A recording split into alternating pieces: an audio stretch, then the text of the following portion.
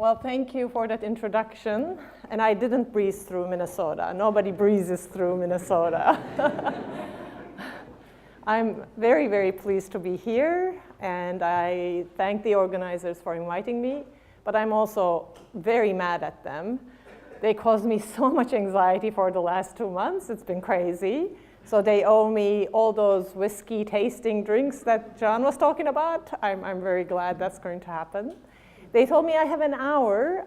I will just go for 45 minutes and then leave the rest for questions. So let me get started. As I said, I'm going to talk about understanding national savings, and that's because there are really large differences in national saving rates, both across countries and across time. So by national saving rate, I mean this object. It's the summation of household, corporate, and government saving rates. And in the data that I'm going to show you, most of the time, I'm going to be working with the net national saving rate, and it's going to be measured from national income accounts in this particular way. So let me show you some graphs of what I mean by big differences across time and across countries. So what you have here is Japan, net national saving rate. It starts from 1960 and goes to 2014. And as you can see, it reached heights of, say, 25, close to 30% in the mid-70s, and then declined almost to 0% during 2009, and then went up again. But there are two lines there because these come from two different data sets. So that's why there are two lines, but they're pretty similar to each other. So this is the net national saving rate in Japan. This is the US. So much lower throughout the period. Also declined, was pretty low, and then went up a little bit after that. And this is China. So not only very high, but totally showed a different pattern, which is increased dramatically since 2000. So this is just 3 of the countries that I'm going to talk about, but there's more.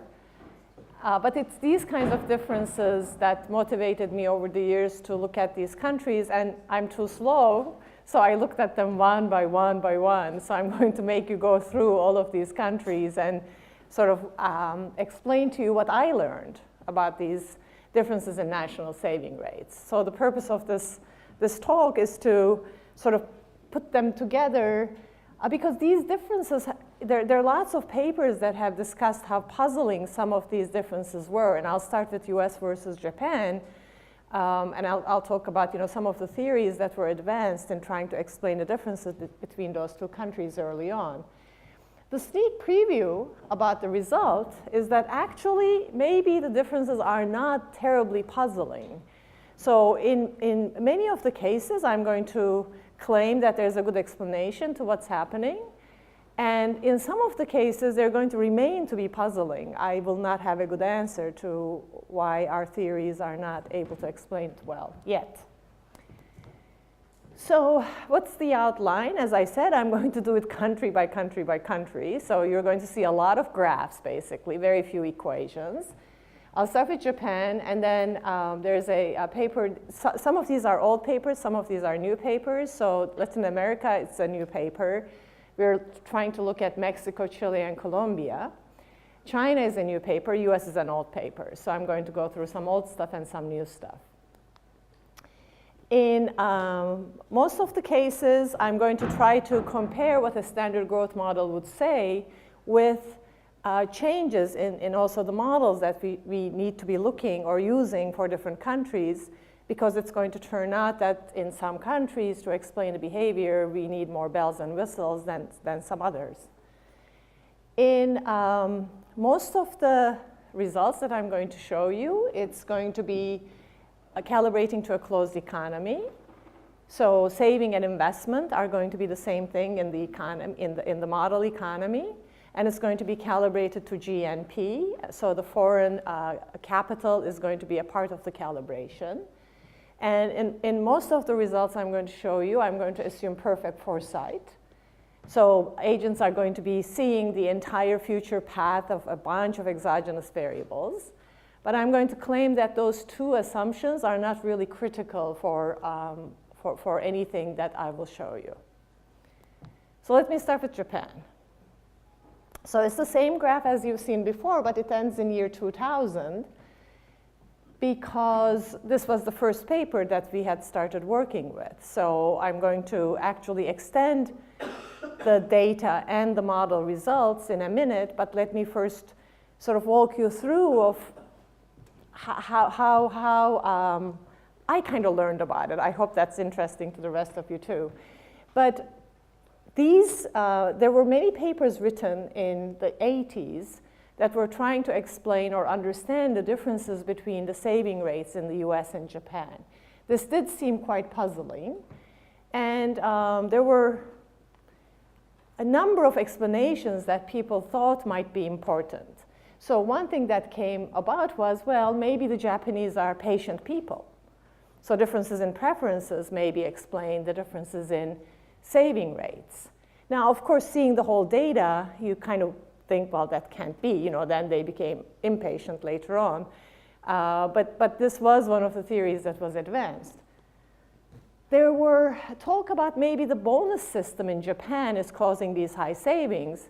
So this bonus system continues to today. Twice a year, Japanese workers get a bonus that's equal to 2 months of their salary.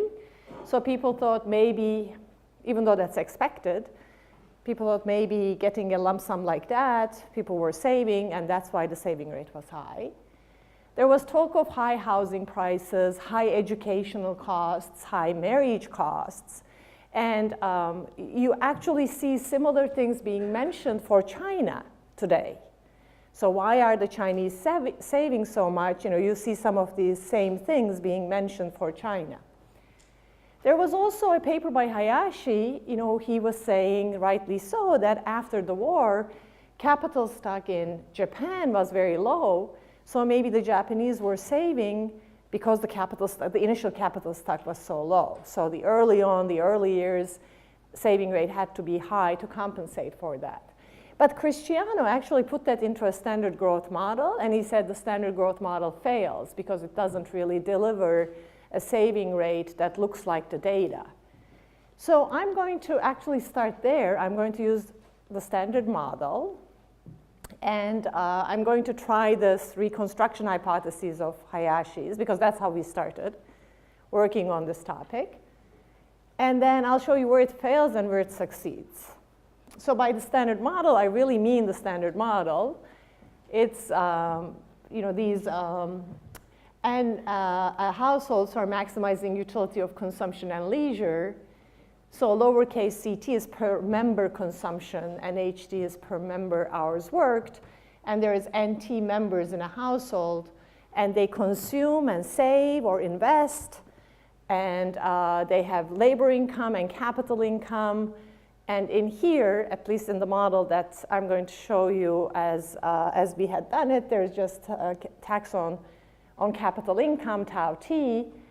And there's, of course, firms in the background. They're maximizing profits. And TFP shows up in the production function. And there is a government that's also, taxing capital income and using it to buy government consumption goods from the economy. And whatever left over of the budget, this pi t goes back to the budget constraint of the individuals. So if you take this standard model and calibrate it to Japan, and if you're just trying this standard, this reconstruction hypothesis, which is, start with a low initial capital output ratio, see what the model predicts, and the way Cristiano had done it, and that's why I'm going to replicate it that way, is to take an average TFP growth rate for the whole time period. So you start in, say, 1960, you say the TFP growth rate is going to equal the average TFP growth rate of the whole period.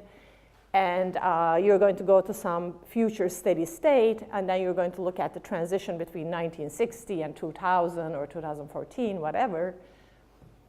What would this model deliver? Well, this is what this model delivers. You have a high saving rate because your capital labor ratio was low, and then it declines. So today I'm going to use a metric of good, bad, amazing. When I compare the data to the model, I would say this is bad. This doesn't look like the data. And that's what Cristiano had said, the standard model fails. So literally, taking this seriously, we thought, of course, this standard model is going to fail because it's missing so many things. We should actually have an overlapping generations model that has lots of bells and whistles. We should put Social Security, changes in longevity, changes in Social Security, retirement. We should do all of those things because this other standard model is so unrealistic. So, and we were going to also feed in changes in TFP year by year by year instead of taking this whole average TFP growth rate business. Same thing, closed economy, perfect foresight. And again, we are going to start early. And in fact, now in this overlapping generations model, we were able to start from like 1956 and go to 2000 and simulate the model, see what happens. This is what happens. So remember, good, bad, amazing? I think this is amazing. So, oh, sorry, this starts from 1960. I'm going to do another version from 1956. So what do we do next when we solve these kinds of models? We say, okay, let's decompose. Let's see, we've put lots of bells and whistles. Let's see how each one is contributing to this graph. What is making it look like this? So we're going to solve the model one by one, just feeding in this time series path of, say, TFP only, population growth rate only, increased longevity only, taxes only. Do everything one by one, see what happens. So we do it. And I'm not going to show you all of them one by one, but what turned out to be working was TFP. So here's a saving rate where we only put the TFP growth rate year by year by year. Everything else, tax rates, survival probabilities, they're all equal to their long-run averages. Nothing else has the time path except for the TFP growth rate. So literally, I gave this paper at the Minnesota summer workshop. And Bob Lucas said, well, why do you need all these things, he said. Why do you need it to be overlapping generations if it's TFP that's doing all the work? Why do you need retirement, all these bells and whistles? So this was 3 years into working with this paper. And he was so right, of course. We said, okay, we have to go back and now do the standard model again, but put the TFP growth rate year by year by year. Sometimes life is so cruel. So back to this model, but now I'm going to put everything, everything, including the TFP growth rate year by year by year. It also turned out that the depreciation rate in Japan had changed a lot during this time period. Hayashi had written about it, so we also put the depreciation rate. This is what you get. It's different than the first graph I showed you for the model, especially for this, for this period. And now it starts from 1956. And the reason this is very low is because there's very high depreciation. The depreciation rate is very high in this period. So, so this was our AER paper. So when we sent this to AER, in the introduction I said, the model does remarkably well in mimicking the data. The editor at the time, who I wanted to pick on, who's not here today, so I can't pick on him, he said, don't use the word remarkable, use the word reasonable. So now it says reasonably well. So I want to set the record straight. I think this is amazing.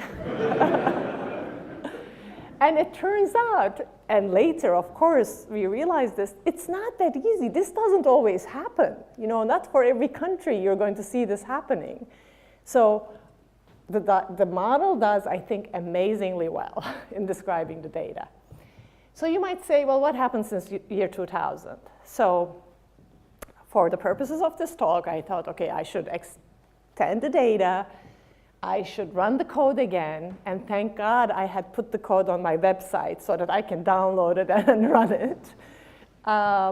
This is what happened to the data. Again, this is from 2 different data sources, and there were some changes in the way some NIPA accounts are constructed, so I just put them together. One is from Ayse, one is from now Zhao.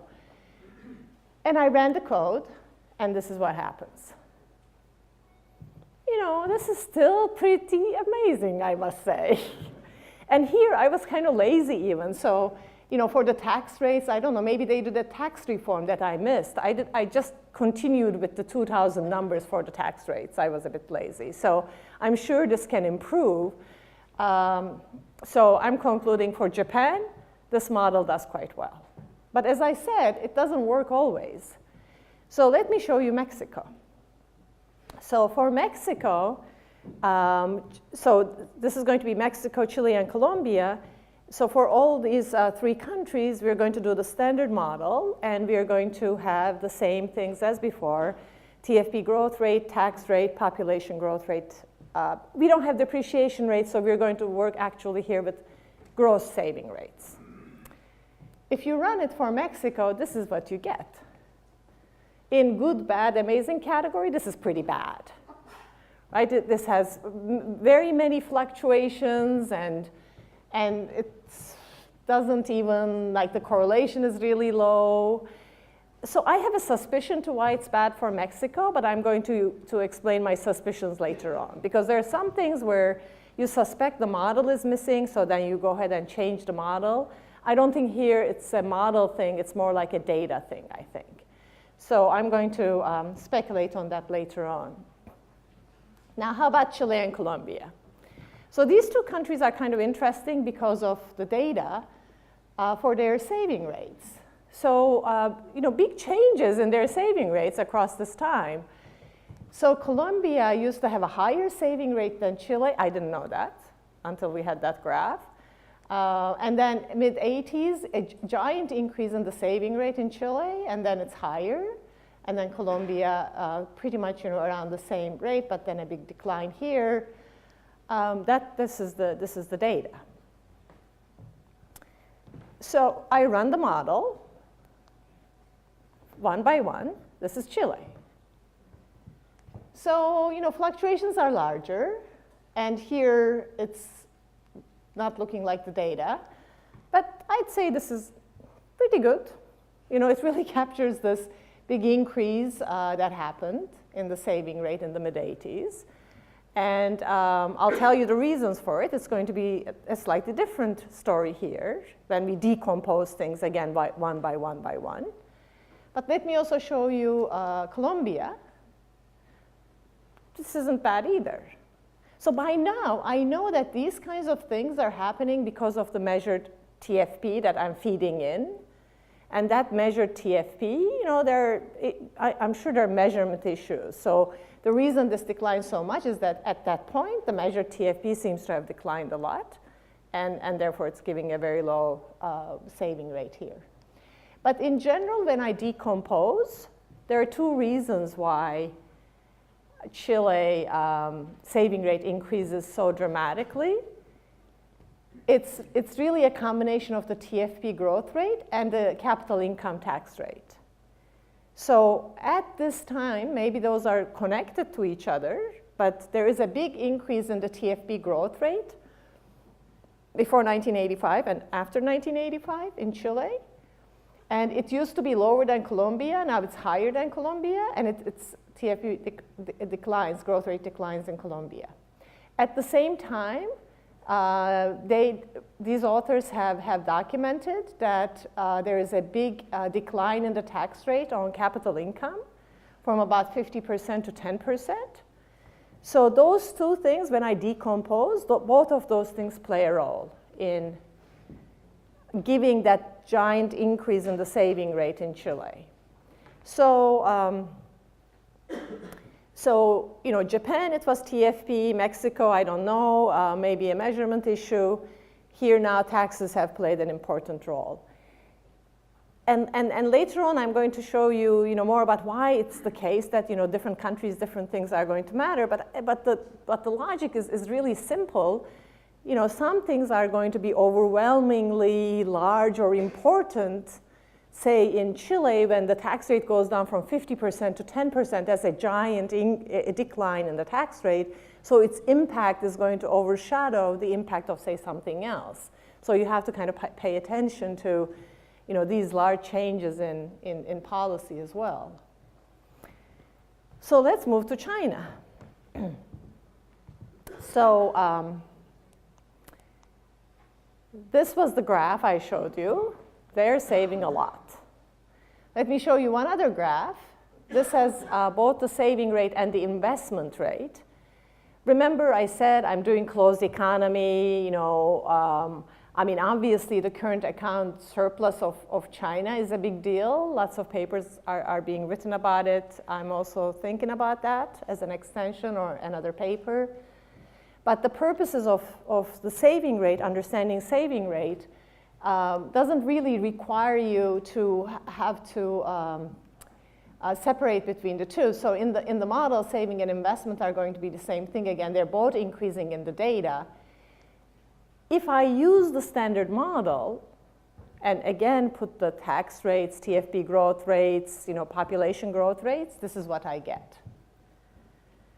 So by now we know TFP is going to be really important for fluctuations, but here this doesn't get the trend at all, or this is bad in my metric. And in fact, this was a paper that was started with Andrea Ferraro and for a brief moment with David Backus, and it didn't happen because it just wasn't. I kind of wish we could write negative papers and say, look, this doesn't work.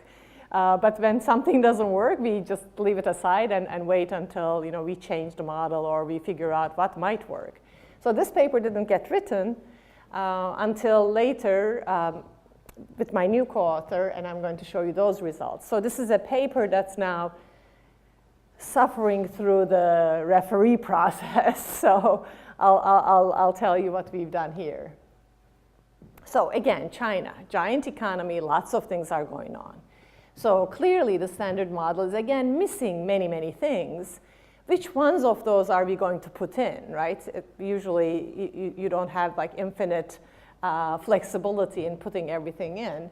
So these are some papers. There's many good papers written on China. This is just a sample of some of the papers. I think some of the elements we're going to put in are similar to the first two papers. We are going to talk about the impact of one-child policy, and we are going to talk about demographics. Another paper that got a lot of attention is this JP paper.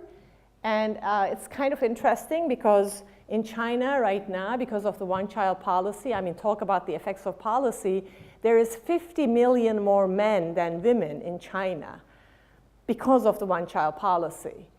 So the story of that paper is, since there's more men, they're having a hard time finding wives, so their parents save for them so that they're more eligible bachelors. And maybe that explains the high saving rate. And it's an empirical paper. They look at different provinces with differences in the sex ratio and find that in provinces where the sex ratio is more unbalanced, they save more. I'm going to have a different reason to why they might do that. Not so much that they're trying to make their sons more eligible, but something else, which we are trying to think of. There's also talk about high housing prices, which also, remember, in Japan that was an issue. But Wang and Wen, they actually say that that only explains a very small proportion of the saving rate in China. And then Song, Soresletten, and Zilbati say there's been a transition from state-owned firms to more entrepreneurial firms that are borrowing constrained. So the borrowing constraints that these entrepreneurial firms face cause an increase in the corporate saving rate, and that might explain during this transition why the saving rate was so high. We are not going to look at the differences between household and corporate saving rates in here. We are going to look at, again, one economy where households are owning the firms. So, so the things we are going to incorporate are going to be the role of family insurance, because we are going to incorporate this long-term care risk that parents face or the elderly might face, because I heard that in the US, it's a very important part of the savings of the elderly. So Maria Christina's work and other work have really shown that there's this component of elderly saving that's coming from these kinds of risks that the elderly face. So this particular risk, the long-term care risk, is going to be the kind of risk where you kind of need people to take care of you, either formal care or informal care. But so in China, traditionally kids took care of their parents who were in these kinds of states. This is still true in other countries, maybe not so much in the US, but certainly in Turkey, where kids take care of their parents if the parents have been disabled in one of these activities that require daily help.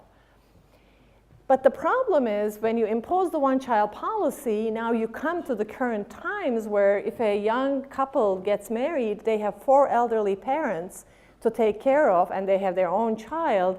And if one of these parents gets sick and needs home care or this kind of care, then it puts a lot of strain on these families who have only one child.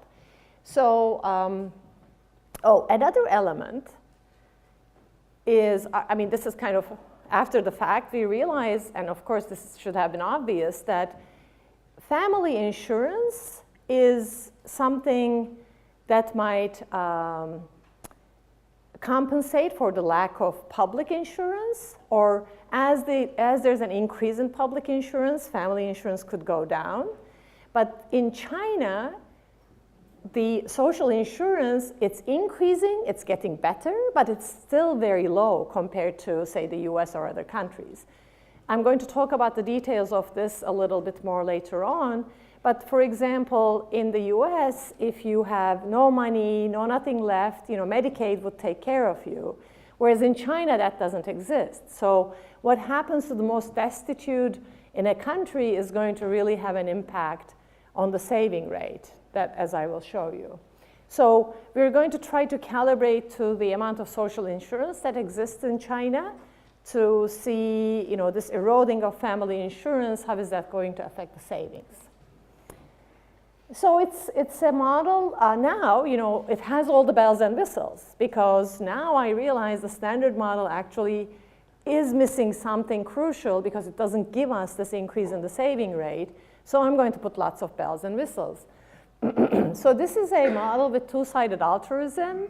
So Louisa Fuster, it's a Leitner model, but Louisa's dissertation was on this. And it's I like this model. It's very altruistic. It's like parents and children, they love each other.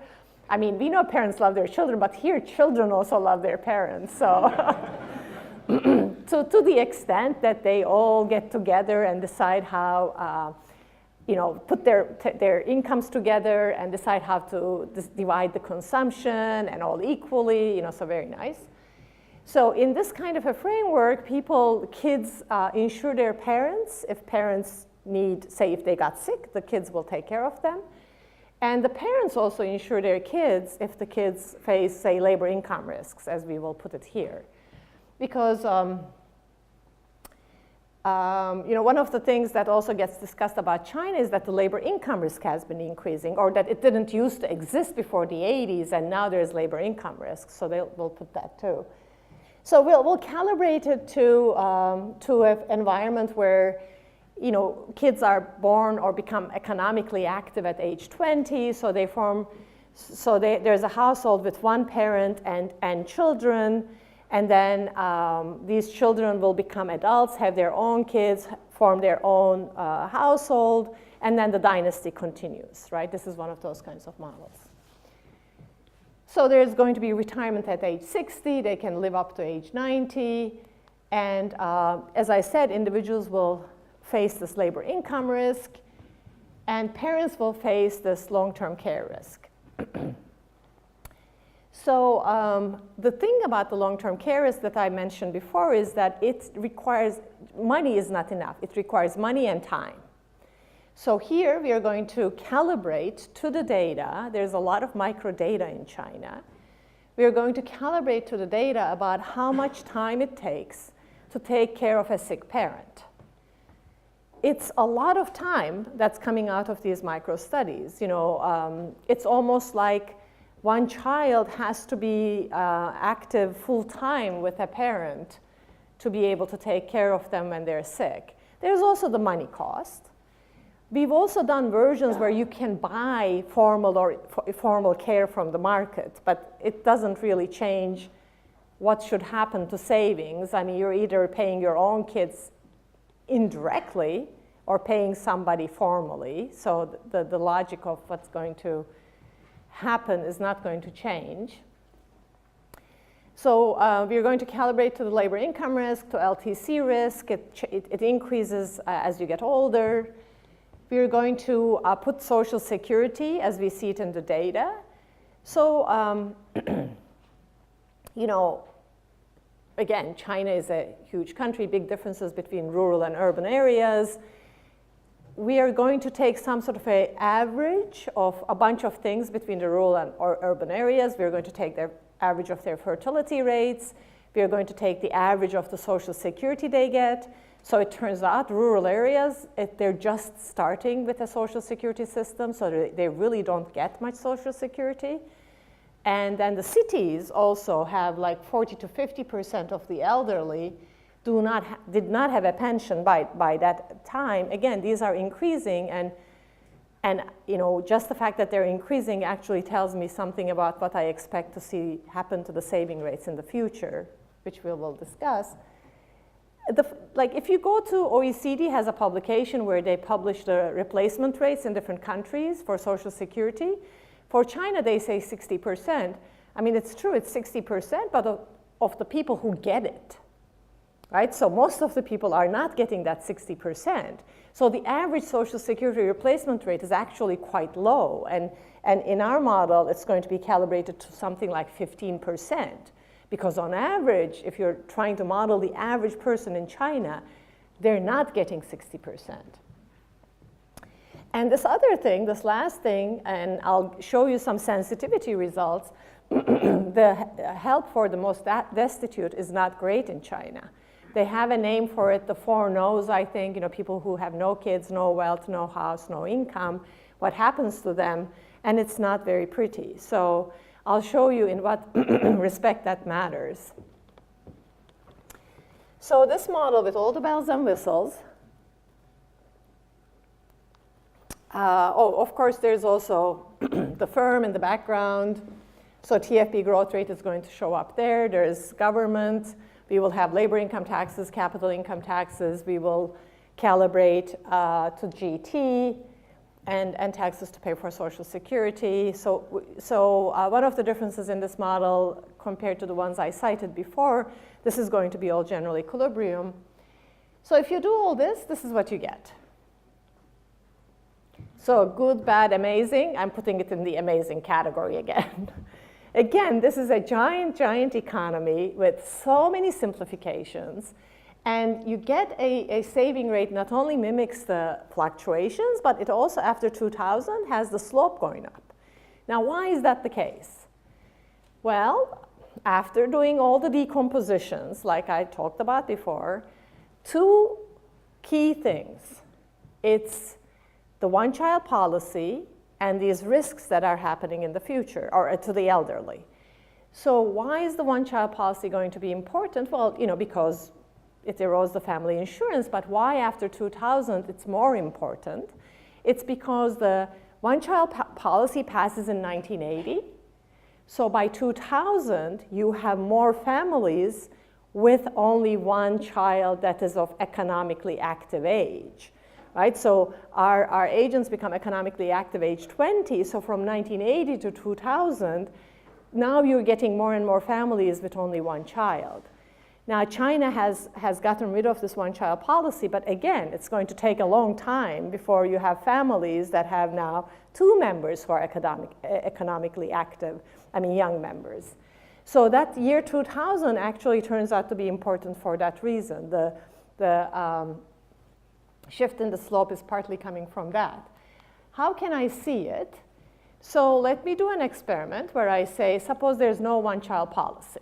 So we didn't, we let them, okay, it's not endogenous, fertility is not endogenous, so I'm going to just impose a different fertility rate that doesn't decline as much and see what would happen. So here, it's going to, we tried with many different assumptions on the fertility rate, but the one I'm going to show you here is that it's going to decline gradually along this transition path, and then 2050, it's going to go down to 1 child per parent. You get this green line. So it's lower, but not so much for the long run. But in 2010, I guess this is where I keep looking. This is the peak of the saving rate. There is a decline. Let me add to it this risk, whether or not, if there wasn't this risk of long-term care risk, what would happen? And you get this brown line. Now, this is kind of back to the case where we had just imposed TFP and nothing else, right? So the standard model that I showed you, where I had only put in the TFP growth rate, it gave me something that looked like this. It's not exactly the same, but something like that. So between the brown line and the blue line, we have this risk plus lack of insurance that's coming from the family playing a role. Now, so,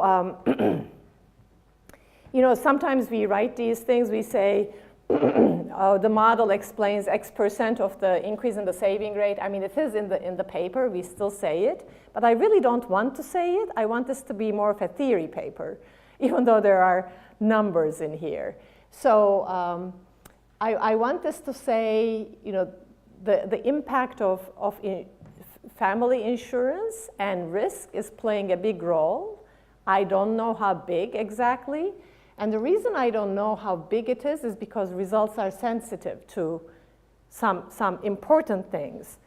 And often, we don't like our results to be sensitive to things. We usually say, oh, the results are not sensitive to these changes. But here they make sense. They should be sensitive to these changes. So what are they? These 2 things, well, 3 things, of course. So what happens to the most destitute? It's very sensitive to that. I made some assumption. Am I sure about my assumption or the number I put in? No, I'm not. The generosity of Social Security. I'm pretty sure about the number I put in, but I can imagine, for the future, people could make different assumptions about how possible it is going to be for Social Security to continue. That, in fact, affects the saving rate in 2010. The risk, I only put the long-term care risk. Obviously, there's other medical risks that elderly face that this model doesn't have. So that should be incorporated. Now, in terms of this, what happens to the most destitute, this is, of course, one thing that's really hard to calibrate to. So Maria Christina's paper with French and Jones, they talk quite a bit about this importance of this consumption floor. And they also mention, and we know that in the US, if you're really destitute, there is Medicaid. If you have no assets, no money, you actually have Medicaid to take care of you. In China, there's no Medicaid, and there is a high poverty rate among the elderly. So, the results are going to be sensitive to this. They're also going to be sensitive, as I said, to the Social Security replacement rates. So it will have, so here's a sensitivity, like if I had a higher consumption floor than what is in the paper, the saving rate goes down. But again, notice that it goes down more after 2000 than before 2000. And again, that's because after 2000, the role of these families with only 1 child, or the fraction of them, is increasing. Similarly, Social Security, if we had higher Social Security, it decreases it. If we have lower Social Security today or in the future, it will increase this red line. If we have higher risks, it will increase this red line. So it's very easy for me to close this gap between the red and the blue lines, actually. You know, more risk, it's going to increase it. So in that sense, that's why I want to make it into a theory paper. You know, I'm just saying the slope increase in the saving rate has to be coming from these risks, lack of insurance, or the or not enough insurance, and that the government provided insurance is kind of low. Many people often ask me, well, there are many other Asian countries for which family insurance is important, and fertility rate has been declining in a similar way. You know, how do they, what are their saving rates, or what's happening in these other Asian countries? My first answer is, well, unless if I do a country, I don't know the answer. So I haven't done Korea, Thailand, Venezuela, or, well, Vietnam. So I have to do them one by one to really give a good answer. But the other thing is, it's a combination of things, right? It's really important what kind of government-provided insurance there is. If there's Medicaid, forget it. They could have the same altruism. There could be, you know, same amount of family or lack of family insurance. But if there's Medicaid-like programs, then they don't need to save as much. So now I realize, okay, now we have to also look at that. You know, it was taxes. Now we also have to look at what kind of programs exist for the elderly or for the most destitute. What is the Social Security like? All of those things are going to impact the saving rate of that country.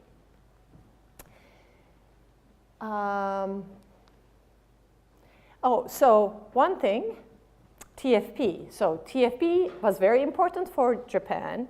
Here, I mean, it's also important. It's giving us the fluctuations, but it's not causing it to slope up. Now, why is that the case? Again, the answer turns out to be too simple. In Japan, this is the TFP growth rate. It went down. It trended down. In China, it hasn't trended down. So that's the reason. In Japan, this was large enough that it overwhelmed everything else. In China, it's large, so it gives us the large average saving rate, but it doesn't do anything to the trend. So that's the reason why it's not giving us the same results as in Japan. The other thing that I would gather from this paper is, as I was saying, so Chinese government is in fact talking about what to do with the most destitute, what kind of medical insurance there should be, what kind of Social Security there should be. If those things do really happen, if they have more and more social insurance provided, then clearly the household saving rates should come down. So I wouldn't be surprised if the future saving rates are much lower just based on these findings. So I have just US left, and I left it to last because it's an anomaly, as we should have expected, I think. US is always an anomaly. So what happens in the US? This is the data. The scale is different so that it's, you know, because Japan is not there or China is not there. I do the standard model. Infinite horizon, you know, taxes, TFP growth rate, population growth rate. This is what happens. Until the mid-80s, it's nice. After the mid-80s, not nice. So it turns out it's not so easy to change this. Overlapping generations, that doesn't do it. You put Social Security, population growth rate, demographics. Nope, you don't get it. So this is not just the saving rate, though. That's the problem. So we know, you know, people who have worked with the US data for these kinds of questions, they know that the standard model misses a bunch of things. So not only the savings, but also the hours boom, for example. So after the mid-80s, there's an hours boom that the model cannot get. In fact, during Clinton years, for example, tax rates go up. The model says the hours worked should go down. Hours worked goes up. So there's something much larger that the model is missing than just overlapping generations, Social Security, not those. They don't work. So as I said, it's not easy to change them. And here's a sample of papers that have, I think, a possible answer to what's going on. So McGrattan and Prescott say that, not just for savings, but that in the US, our measurement is missing intangible capital, and that it's very, very large. So if we measure everything correctly, then we have to change our capital stock, our GDP, all of these measures have to change to take into account the intangible capital. So that's one avenue, and with that, they actually are able to get the hours boom to work in their model. So they can match the hours boom. It looks similar to the data. So I suspect that might do the right things to the saving rate as well. I just don't know how to compute the data counterpart of the saving rate correctly, so I need to talk to you guys about that. Hansen and Ohanian, they say, well, if there's home production in the model, and if home production after the 80s released more people out of the home to the market, perhaps that does the trick. So again, I haven't solved these models to show you the saving rate, but again, maybe these would clear out this mismatch between the theory and the data. And Mendoza, Quadrini, and Rios-Rule, and other people too, I'm just putting samples here of topics that might change the behavior. They put financial integration and global savings and say the difference between the financial markets in the US versus, say, China. So China is saving for the US perhaps, so US doesn't have to save, saving rate can go down. Again, I'm not sure, to me, it still remains to be a puzzle because I haven't really seen the saving rate, whether or not that's going to change in the same way as some of the other variables behave better in these models. So, so with these, I'm going to conclude on a few points. So the ones that I have identified so far have been TFP, which is actually important for all the countries, it seems. It's not just Japan. It's important for the fluctuations in all the countries, but it is not enough for some countries. We need other things, and for Japan, it was enough because it was overwhelming.